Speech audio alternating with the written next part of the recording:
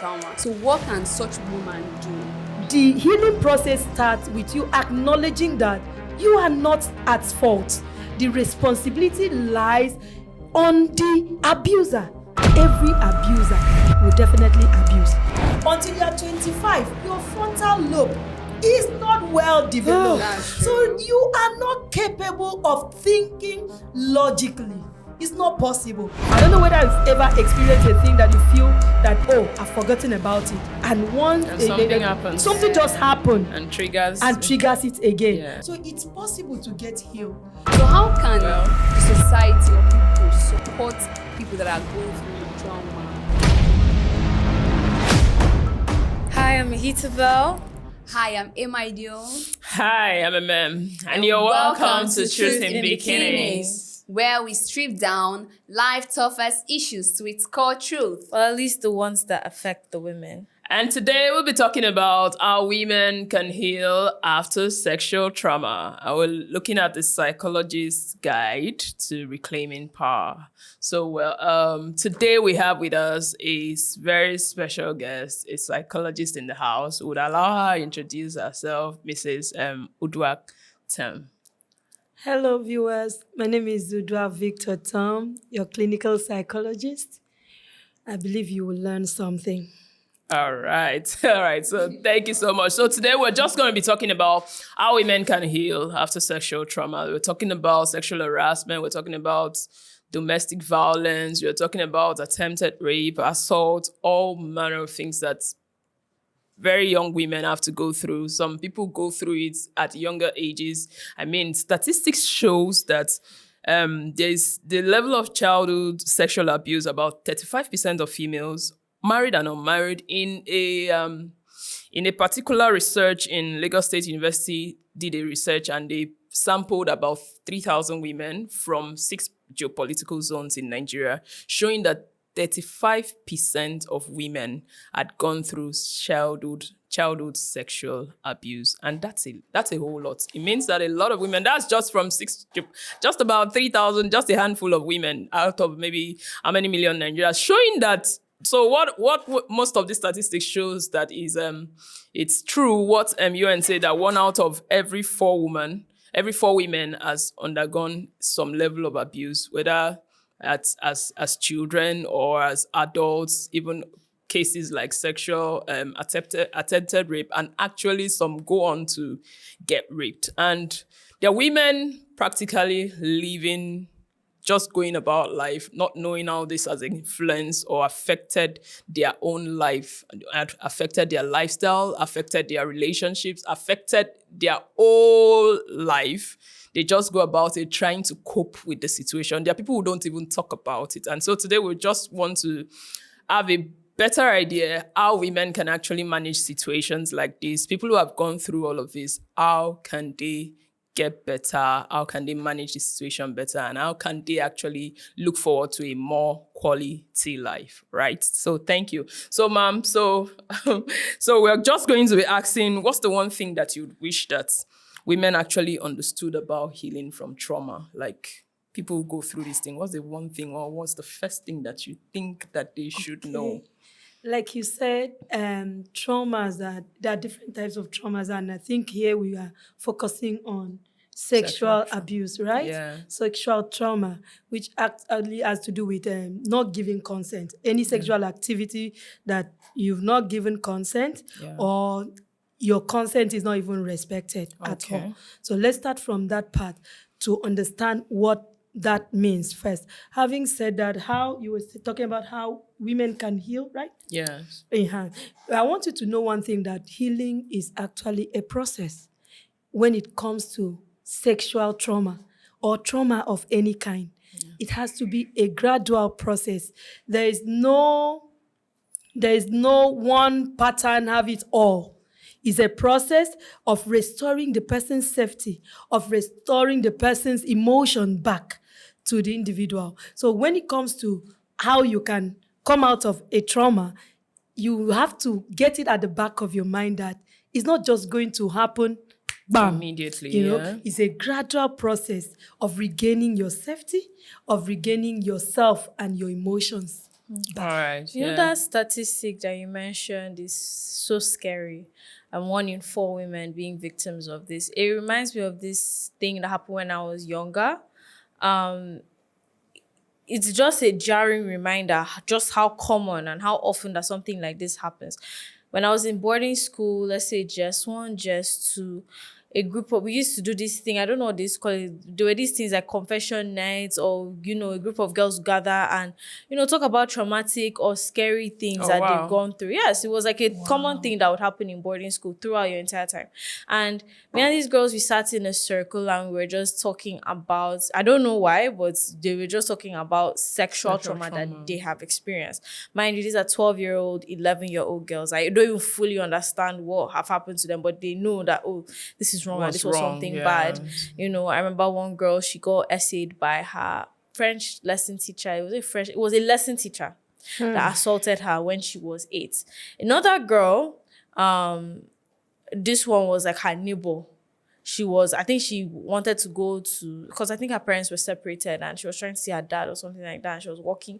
Mind you, this is her at 9 years old or something. It was pre-secondary school. It was before she started secondary school. Yeah. So she remembers walking, and I vividly remember these stories because that is so jarring. Every girl had a story to tell. Every single girl in that circle had something in relation, whether they were touched inappropriately, whether they were made uncomfortable by an older uncle, by an adult that's supposed to protect them, take care of them, watch them. This girl, she told me that she was standing, if she was going inside, and then the man now called her, and then he started touching her, and then was asking her, do you like it?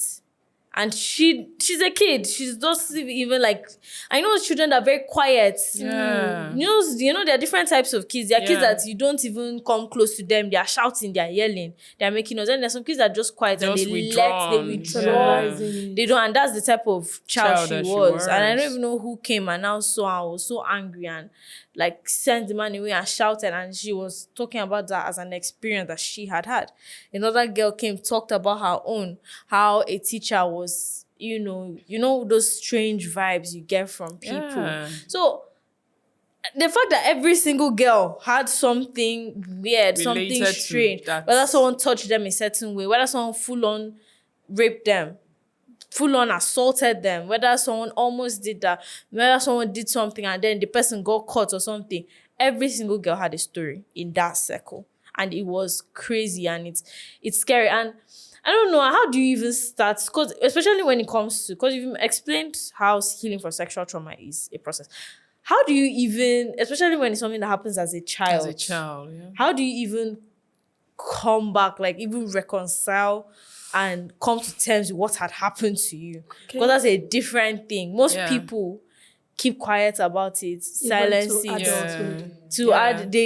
They even decide to suppress the weight of what happened to them. They make it seem like it's something that happens. Okay. So how do you even start to? All right. When we talked about experiencing this trauma or experiencing sexual abuse, it's called adverse childhood experience, okay, SCE. So when an individual is exposed to SCE or has ever experienced abuse of any kind, there's that tendency that it's going a long way with the person. And don't forget that every abuser will definitely abuse.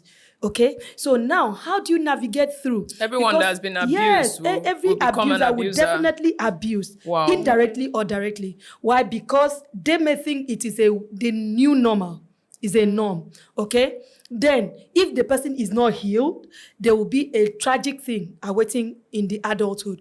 Okay, then if perhaps you get to the adulthood session or state of your life and you've not been able to deal with it, which we will talk about, opening up, talking about it and getting healed.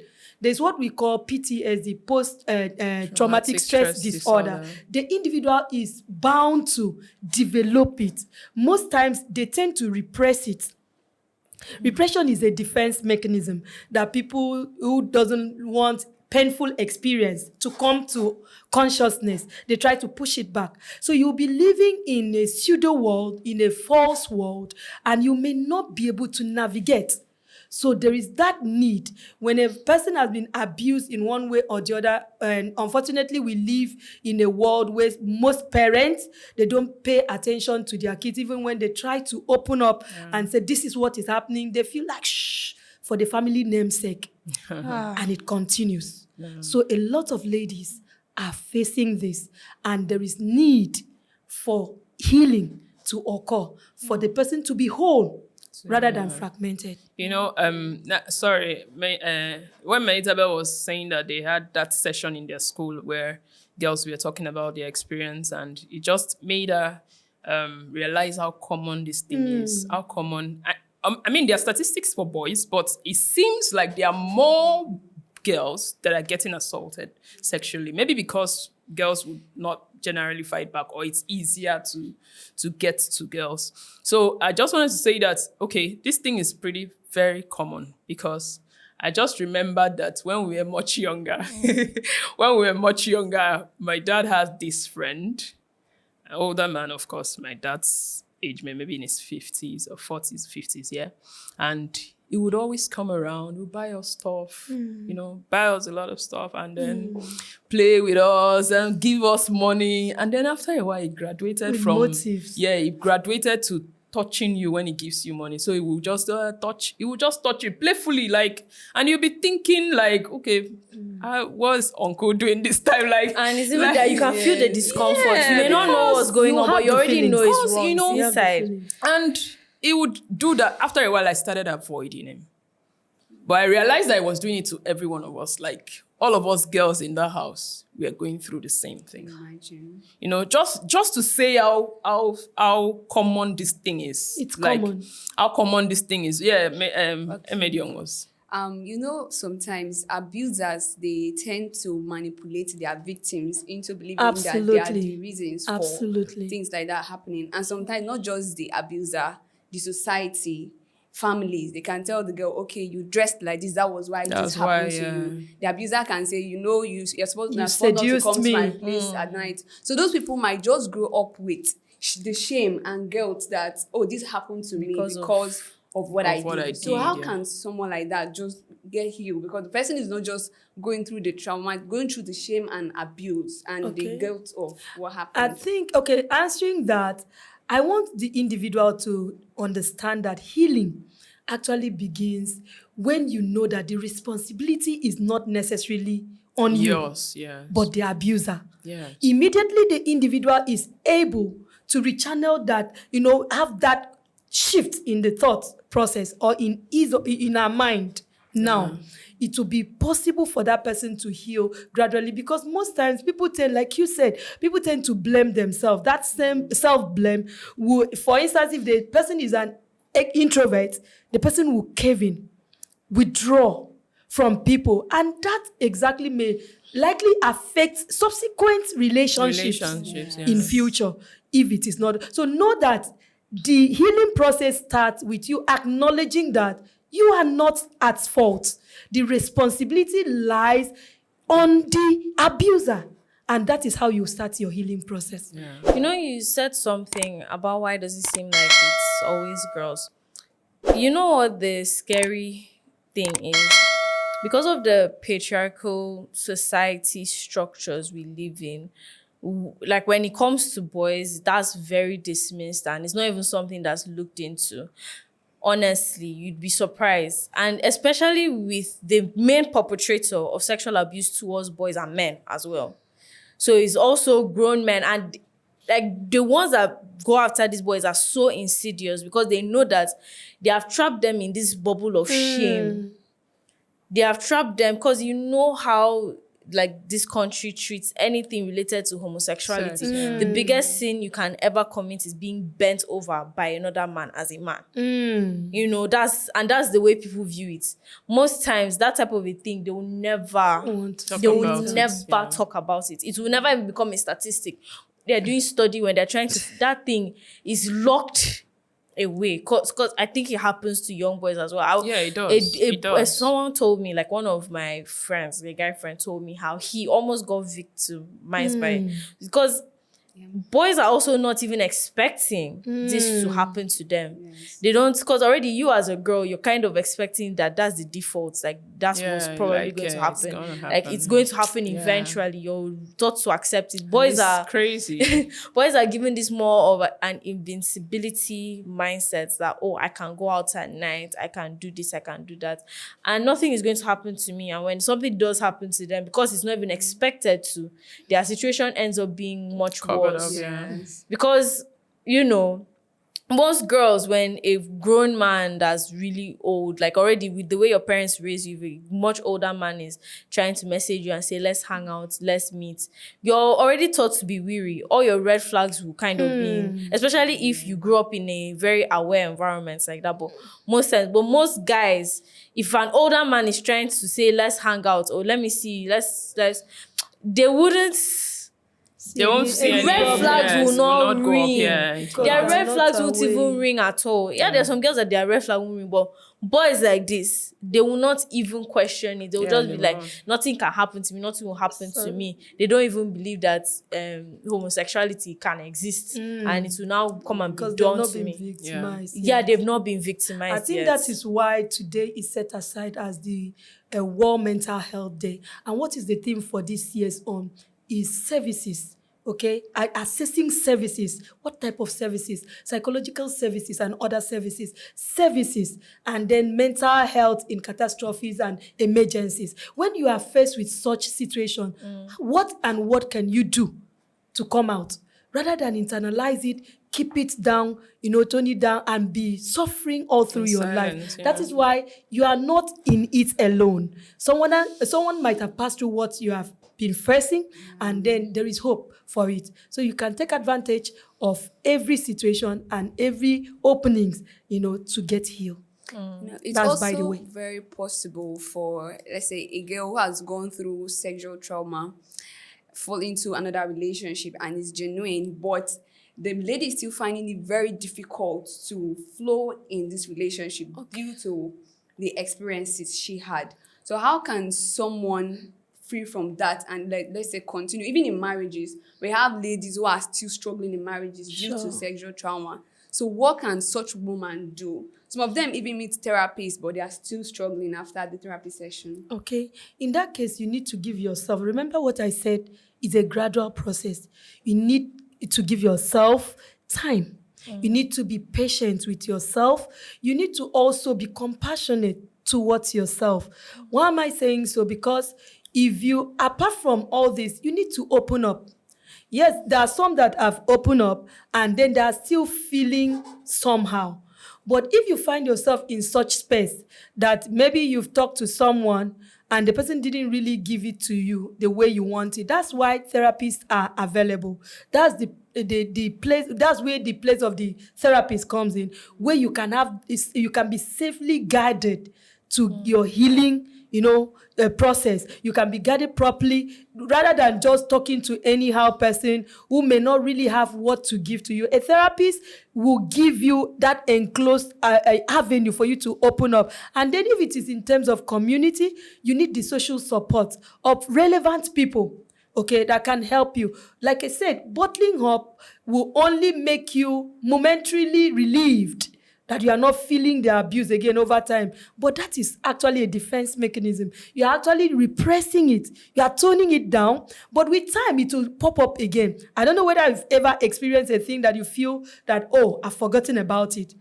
And once something happens. Something just happened. And triggers it again. Yeah. And you are crying, or you hate the name of the abuser. Another name, maybe somebody else. And, like a therapist, they taught us that, a client may walk in with a problem and get to find out that you resemble the person that abused. Put them through that. If it is in a positive light, the person just sees the boyfriend in you. Oh, that means you are safe. The person will be opening up very well. But if it is in the other way around, that means there will be a need to change the therapist. Yeah. But for you to get healed, you must definitely speak up. You need to open up for you to, like there's a story I heard of a teenager that was abused in a family by a relative, by a family member. And so whenever they are calling for family gatherings, she's jittering. There's this anxiety that she feels that everybody is the same. Another person is another opportunity to be abused, like uncle abused me. So I think you still need to open up.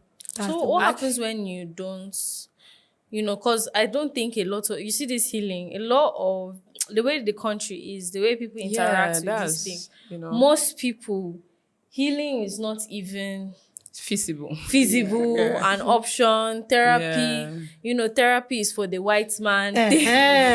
Because in Nigeria, but what happens when you don't actually heal? What happens when, because I want to know the negative effects. That I said something that every abuser will abuse some other person eventually. So if you are not healed, you see people that, let's say for instance, a mother, a girl who grew up to become a woman, a full-blown woman, and is married with kids, will tend to walk on eggshell.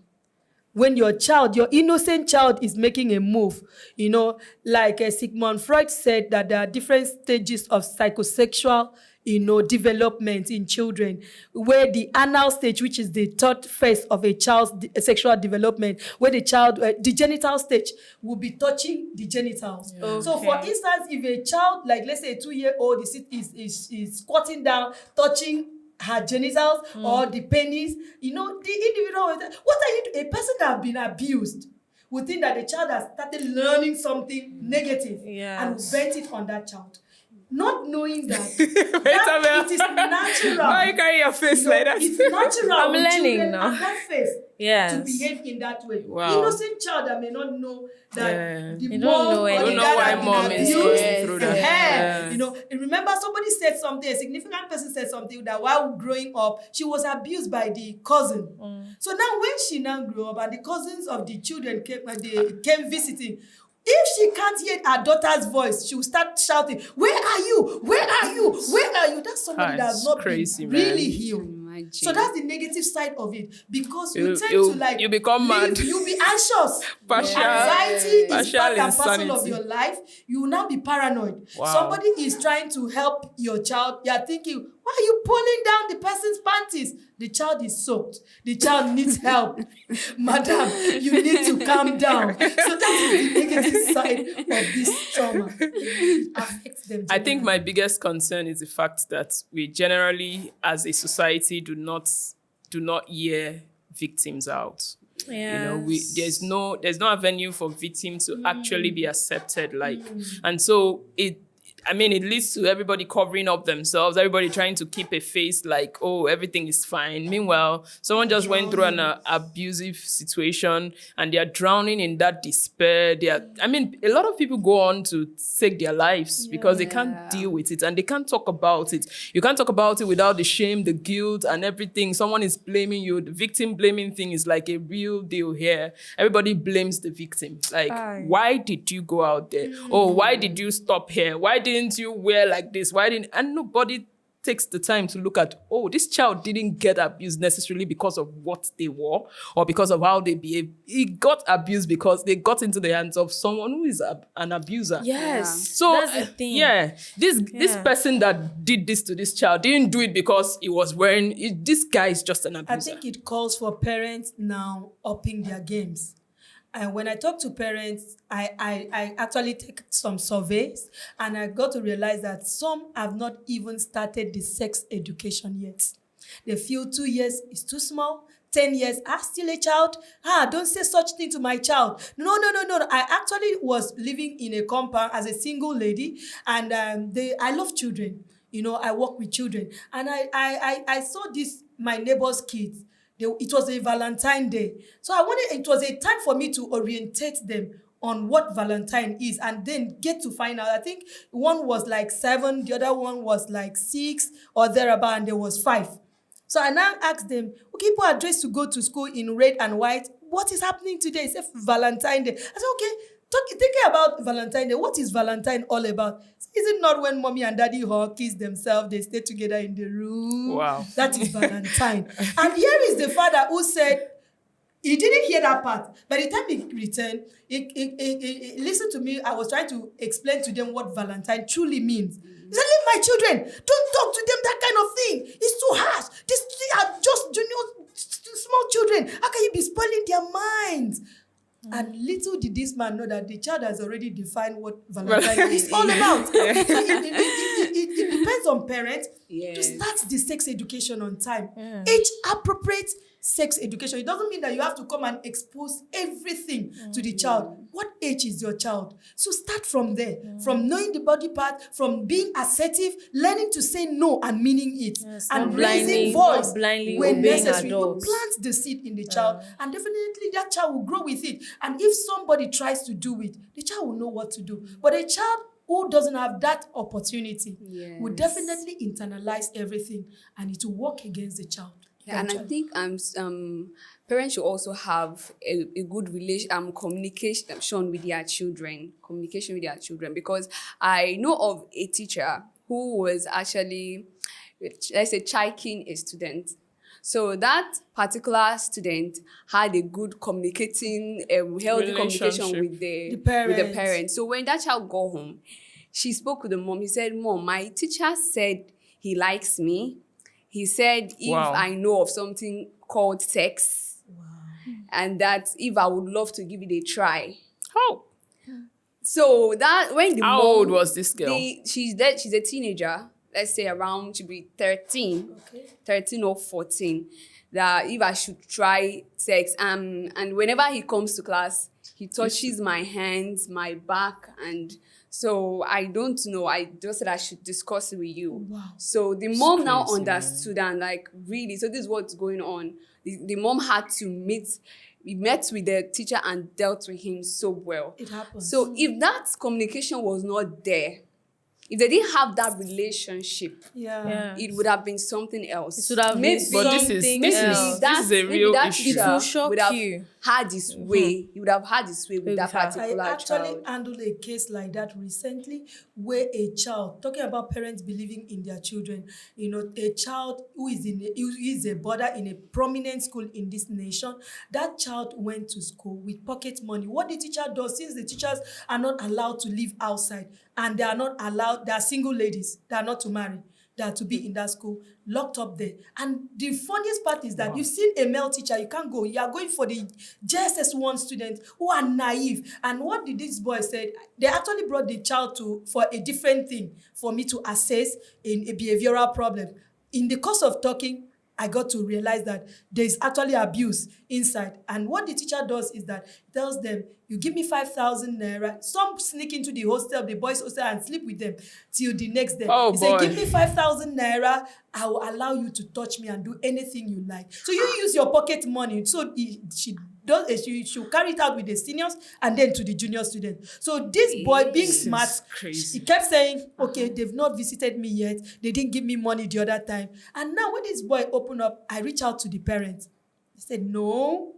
Sometimes that boy used to lie. No. But from this, because it wasn't, something led to something that triggered that question, that made the boy to be relaxed to open up. It's not that we were talking about sex, you understand? So for them not to believe, they say, okay, we'll handle it.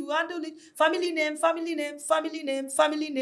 And that till today, I don't know how they handled it. And the boy has gone back to school. This is crazy, because I remember when I was in primary school, we had a teacher, I think the guy was a copper. And it was a copper at the time. Yeah, it's always the coppers.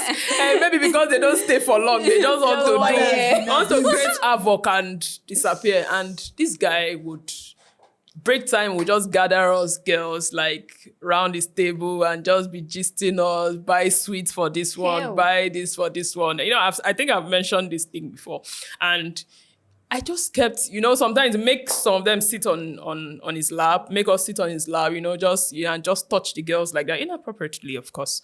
And I think he just groomed to an extent, and then one day he said he wanted to do his birthday, and the girls went to his house.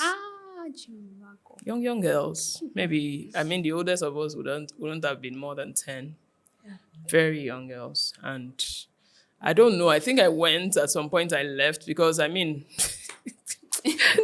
I don't know, some kind of experiences growing up is just whack, because there's no reason why a child should have to go through that kind of craziness. And it just goes to show that it makes zero sense to be putting any form of that, responsibility on a child, because the child literally does not know. That child is 16, 15, they are dumb. Okay, they have not reached the level, because you go through a bunch of things and then you view it from the lens of an adult, and it's like, oh, so that's what was happening to me. So that's what that man was doing. Sincerely. So that's what this person was doing. Sincerely. There were two things that were mentioned that I'm trying to come back to. Number one, victim blaming, and number two, communicating and educating kids.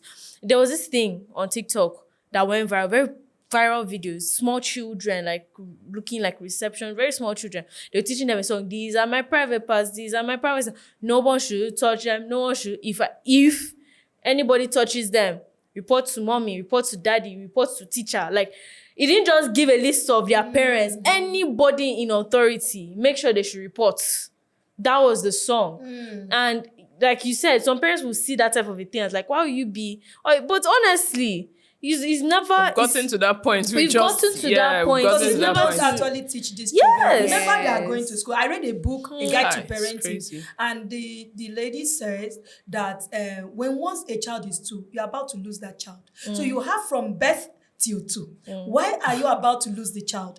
Because this child is going out there to meet other children from different backgrounds, from different upbringing, from different mindsets. You see your child coming back with toys, or with a child that was okay, come back with a word.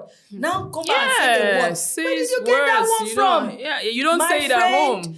To them, they are innocent. Don't forget that until you are 25, your frontal lobe is not well developed. So you are not capable of thinking logically. It's not possible until you get to that phase of your life. That is when you can say, okay, so when you are jumping into a situationship, relationship, all the ships, you know that you are bound to have issues if you are not that matured or matured. That's why I get so frustrated with them. You don't even understand. You don't even understand how upset I am with people that champion this get married very young for the economy. Those people, because American politics, they have their influencers that influence certain ideals. Like this one girl, I'm okay with her content, but she's 22, she's married, she's already given birth to her first child, and great, okay, you found love early, you found love young, but damn, your brain is not done developing. I know this because me at 19, and it's at every stage you notice, you feel that me at 19, the way I engaged and interacted with the world at 14 years old is so different. And I'm so glad that I was never in spaces that exposed me to certain types of, situations. Because me handling it then would have been just, and I used to feel so smart. I'm so sharp. you were sure that I'm that so you were doing well. I know. Mommy, no. I know. You guys don't tell me. I know. That's how, and even now, and you have to be able to realize that it doesn't mean that you're not intelligent or whatever, but just acknowledge the fact that your brain isn't all the way there. You can form full sentences, you can form opinions, you can do all that, but your brain hasn't even reached its full capacity of what it can do, of thinking logically. You need to give your time.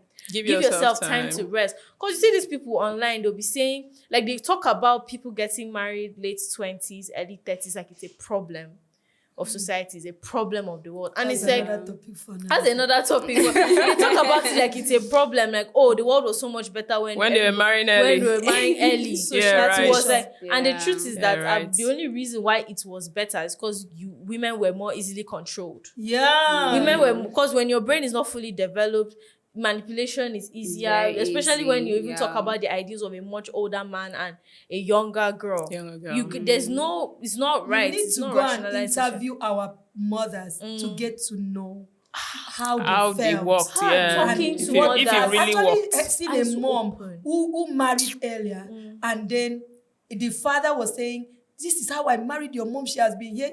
The woman said to the son who was about to get married, do it your own way. Yes. It's not that I'm happy. Yes. I just want the family to be in one piece. So if you want to interview most of these women who married seemingly 18 years, 9 years, 5 years, they were in marriage already. They had their own side of the story. Yes. Their own side of the story. And especially when they're being honest. Because there are some women that they are suffering, but it's like they are smiling and they will want not say to the suffer truth, too. They feel like let's all suffer together. Yes. They feel like the suffering is what, where to say qualifies their womanhood. They feel like that's suffering. Yes, a lot of people think like that. It's like, yes, I'm a woman. That's how it is. That's how we suffer as women. That's how it's supposed to be. That's how we prove our worth. That's how we prove our worth. And it's crazy, but you realize that most of them, they want to, and it's crazy how they champion it as this good and beautiful and wonderful thing, marrying young. But when you ask a lot of women that married young, you realize that they lost their self-identity. They lost who they were. I'm sure 90 out of 100 in abusive situations. Very abusive situations. Maybe the husband, because most of the husbands, not trying to say that they have ill intentions or everybody's thinking of how to do a woman evil or do whatever, but it doesn't work out simply because of the stages of life. You need to, and we've come a long way with science, technology, we're understanding our brains. So we don't have the excuse of ignorance anymore. We don't have that excuse. We need to make informed decisions. And this is one of those things. And with the internet, there are so many people trying to convince you, even in real life, people convincing you, do this thing young. They'll even tell you that your eggs are drying up. Your eggs are drying up. Someone was telling me that, just to get this is somebody that I've blocked. And I noticed that he was in my blog contacts and I forgot. And now I'm remembering why I blocked him. He posted on his status that the optimum age, not age, but the optimum fertility, eggs are ready and everything. That's and what science is telling most quality children is going to come from 15 to 22. I can imagine. 15! 15! Even if you want to donate eggs, they don't even collect from you unless you're 21. 15! Who's giving you your... I've worked with IVF center before. Before we could even accept a donor, you must be above 20. Don't mind them. So how much more? Don't mind them. They just want to use get 10 or 15. Just don't mind. So you won't have quality children. You must be above 20. The children, and it's like, which one is quality children? I'm pretty sure my sister, my last born sister, I'm pretty sure that one was conceived. My mom was around 32 or something.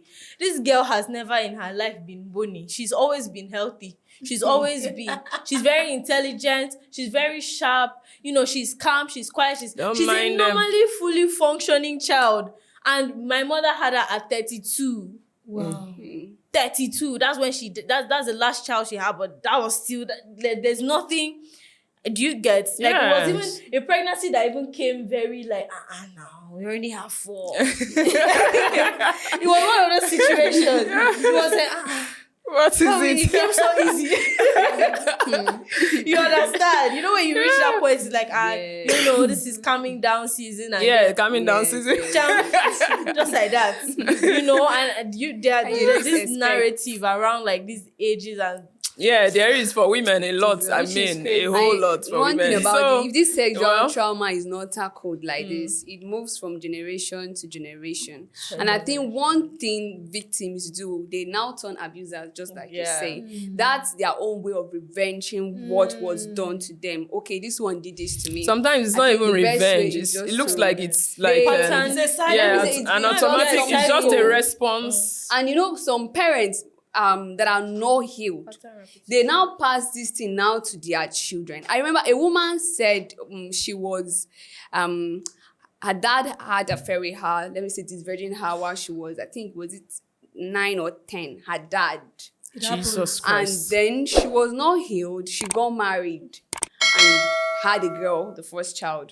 So when the husband is close to the daughter, she's already feeling like the husband wants to have an affair with the daughter. Yeah. She's already scared. If she sees the husband with the baby, she just gets the baby immediately. Because she's like, I don't know, my husband can just have his way with my baby. So this kind of people now, they now tend to live in like their children, people around them now are suffering. It is very important for people to heal first before going into maybe another relationship or marriage, because it is not just their spouse that is suffering. You know, because how is this whole issue supposed to be tackled? I mean, I saw a girl on YouTube, and I'm just remembering now that she talked about a girl being abused by the father.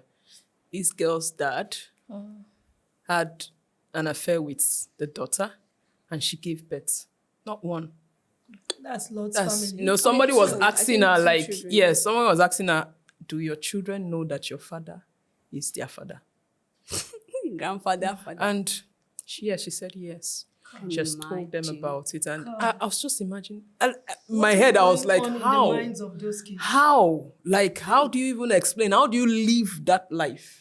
How does she live? Like, how is she going to get out of there? So this brings me to my question. Do people really ever get healed of this thing? Sure, they do. Like I said, patience, time, giving yourself time. And then the people around providing that cushion to help them to recover on time is very necessary. The community, the family, the society at large, we have a whole role to play to help these ones to get healed faster. It may take time. It depends on the personality of each person. Remember, the way an introvert may internalize and walk through the process of healing may be different from an extrovert. An extrovert may just shout it out, talk it out, talk to everyone. Like, for instance, if anything happens to me, I can't keep silent. It's not possible. Anybody that wants to hear that this is the mess I'm in, why am I doing that? For my mental health, for my sanity. Okay? So if a person is going to heal, definitely there's a healing process. An individual can get healed, but not in the same pace, as another person. Everybody is unique. So what you need to do is, you that is there in the society, this blame game, this judgmental mindset, you did this, that is why this is happening to you. It should stop. Because most times they didn't bargain for it. At all. Nobody bargains. Nobody bargains. Returning from work, or returning from church, or returning from somewhere, and a lunatic is accosting the person and raping the person, and you are saying that it is the fault of the individual. That's inhuman. So you should at least be empathetic towards people as a society, and if somebody opens up to you, that's not the thing you should use when people are quarreling. You don't use it against the individual. That is like betraying trust. You're not creating a safe or a safety zone for a person to open up. So it's possible to get healed, but it starts with you opening up.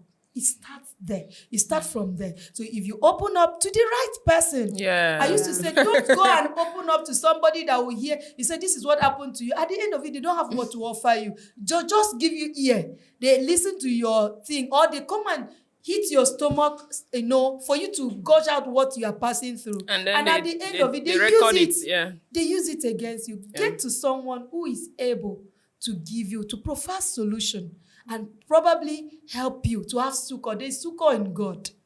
When you are being abused, you can turn to the one who understands you beyond what human can. Do you understand? You turn to God, open up.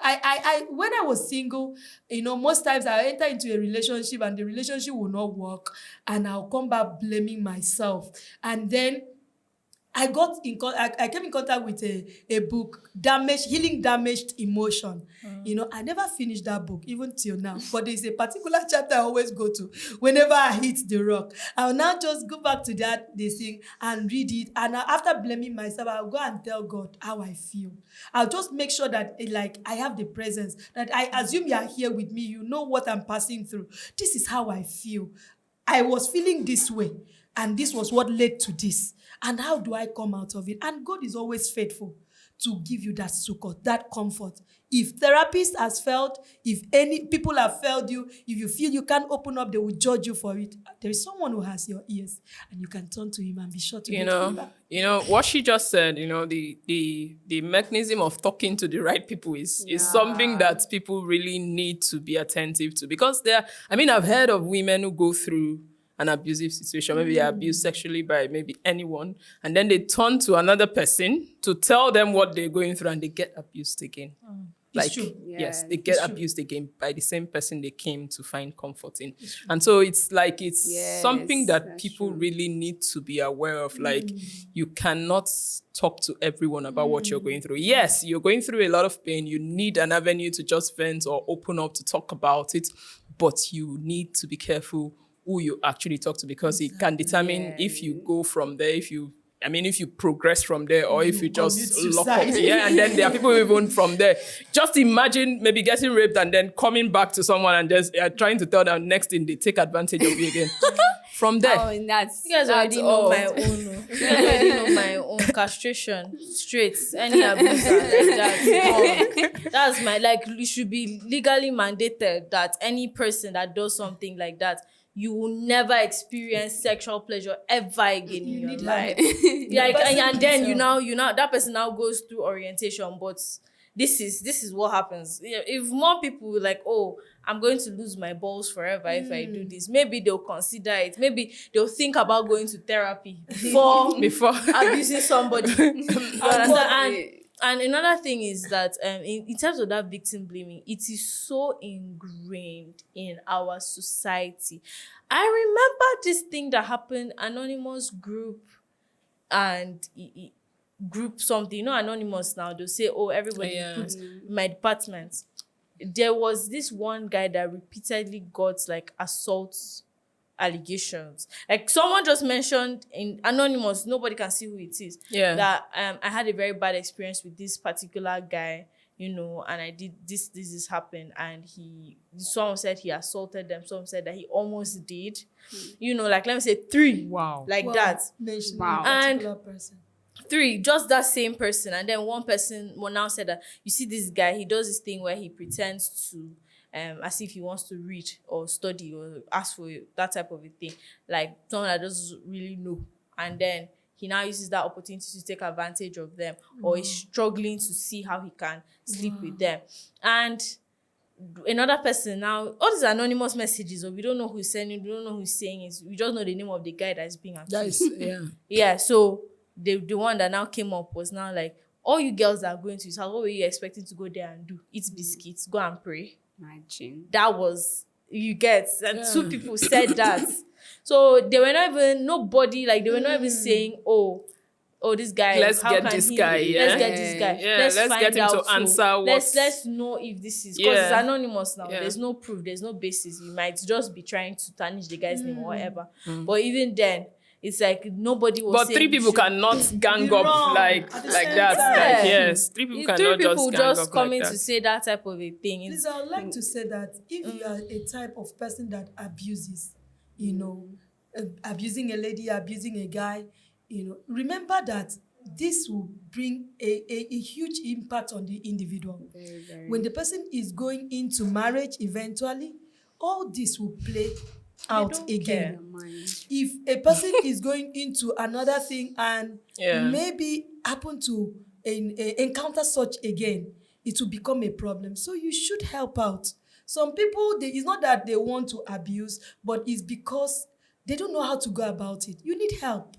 Seek for help so that you will not be, a problem to others around you. And then tell also the right people, because that aspect of telling the right people, I know of some people that you tell, and then when they are maybe having a session with another person, they said be careful so that they will not rape you as they raped so person. So how do you do that as a human there are being? people. So if you're communicating, just know the people you are talking with. Know the level to which they can keep things and support. So how can the society or people support people that are going through trauma? I How think can they there are support? bodies that have been set up for that. Yeah. You know, there are a lot of people, if you are facing any form of abuse, FIDA is there, to help out. Yeah, I think we even But have a sexual and gender-based violence group committee. Yeah. that can help out. And you can confide in people. We won't overemphasize on this. The right person, you can confide on these people and they will help you out. And then there is also channeling. Rather than live in the trauma, you can channel your experiences, To negative help or others. positive, to helping others. Yeah. Okay? So if you, rather than stay there and, because for instance, let me use this as an example, your parents didn't send you to school. Because of that, you couldn't thrive. You couldn't help yourself to push yourself to become something. And sooner or later, your parent died and they are gone, and you are now a misfit in your generation. God forbid. You can decide to be pessimistic. You can decide to be optimistic with whatsoever thing that you have, experienced in life. Many people that have been, if you notice that most of those people who are out there helping people, they have been abused in one way or the other, and they are now shaping it. The thing has helped them to reach out to other people so that they won't experience what they were exposed to. Giving an orientation or psychoeducation to people. There are still many people that are naive about things. You said, don't go here, if you do this, and you'll be raped or you may be abused. The people say, it's better to experience it myself. You are saying it because you hate me. You just don't like me, until they now enter into the ditch. So you can actually use your experiences and be a blessing to someone rather than engulf yourself in self. Also reframe. I think another thing we should do is reframe the languages in which we engage with sexuality in general, because whether it comes to the way people view all these concepts of virginity, purity culture, dressing, languages around that should completely change. Okay, because another thing that will now affect somebody is that that idea of like virginity and purity and and even the term losing your virginity. it's it feels like you've lost something. Your purity. You've lost something. You're unclean. In actuality, it was taken from you. Someone has hurt you, but like they haven't taken anything from you. Yes. You still have your body, your autonomy. You still have the ability to choose who you decide to be intimate with in the future. Okay? Yeah, they did that. They took that choice from you, but a lot of people can also have that because as much as we want to say is important, that language also, people that lose it not by choice, guilty. They feel guilty. They carry it. Of course, definitely they've taken something from you. Your hymen has been, broken in terms of losing your virginity, but there is also secondary virginity. There's even tertiary virginity. Okay, it depends on your mind. As a man thinketh in his heart, so easy. So what is going up there?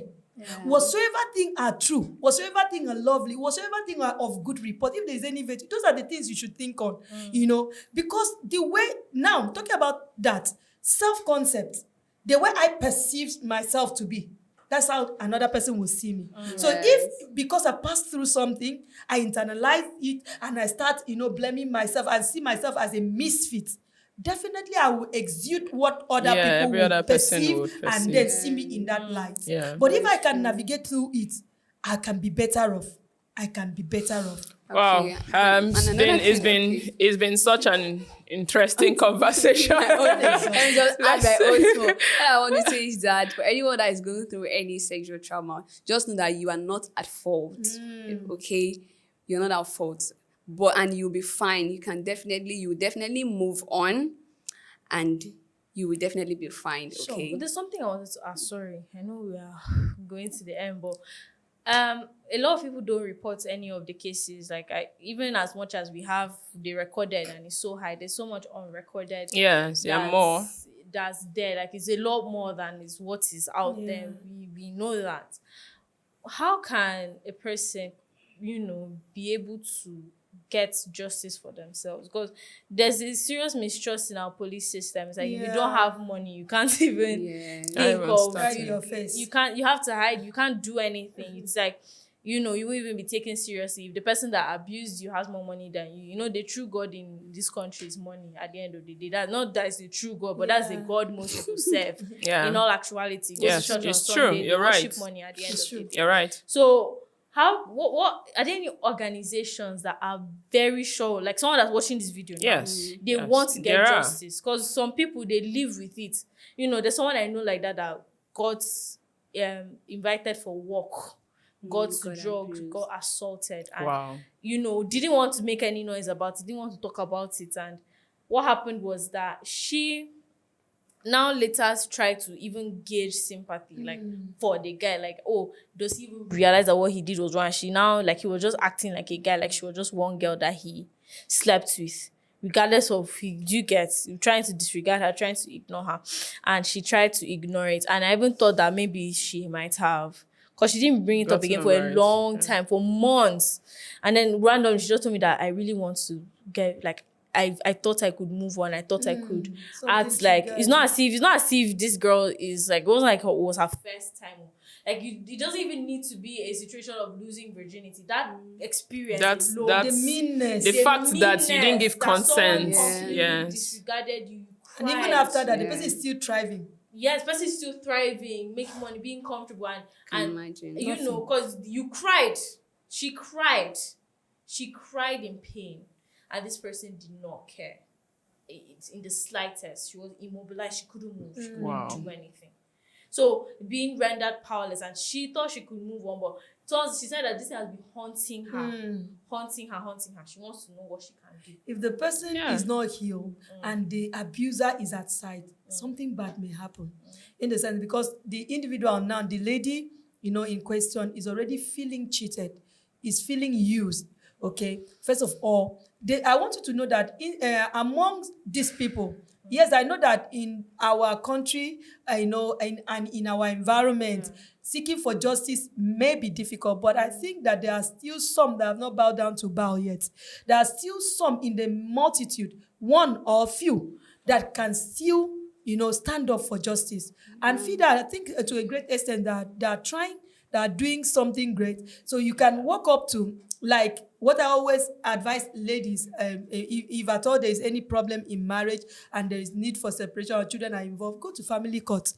There is a space there that attends to you and help you to seek justice for you and your children. And then if you have been abused, like in this case now, you can look for the appropriate body. Like the one I know is more of the feeder, and then the gender-based violence, group. I think most states now in Nigeria have a department that tackles gender-based violence. And Akwa Ibom State also has. So if she's here in Akwa Ibom and she wants to, she just goes to Ministry of Justice.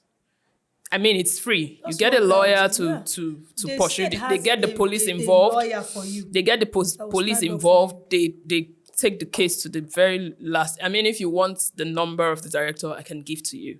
It's free, as in everything is free. She just needs to go there and tell the story. So, I mean, there's really no reason why, if you're really going through such an experience, you should keep it to yourself. Don't keep it to yourself. There are bodies that you can talk to and you can get help. There are bodies you can talk to now and you can get help. So I hope thank you. I mean, we just have to round up here. And I think we had quite an interesting conversation learning about the whole situation of sexual trauma that women do go through. And we do not want, we're looking at it and we're saying a lot of women are going through a lot of stuff, domestic violence, from getting assaulted by maybe friends, family members, and you don't have to go through it alone. You really do not have to go through it alone. You deserve a quality life. Everyone does. There's no reason why your life should be less than because maybe you had an experience. Yes, it was a bad experience. It was an unfortunate experience, but you can move on from there. And that's our message to you today. You can move on from where you are and to where you desire. And we really hope that this finds you well and this helps you move on. Yeah. So thank you so much for sticking with us. And thank you so much to our clinical psychologist in the house. This is Oduatom. So thank you so much. I mean, we got quite an education of this whole matter. So thank you for joining us. And we hope that you got value for your time. Please do well to reach out to us. You can drop a comment. If you need help navigating a situation, feel free to drop a comment. We'll be able to channel you to somewhere you can get help or something. But drop your comments. You have experiences you want to talk about. Drop. The whole essence of today's message is do not keep anything to yourself. Talk to the right people. Talk to the right people. You deserve a quality life. So thank you. Share, and follow. Subscribe. See you. Bye.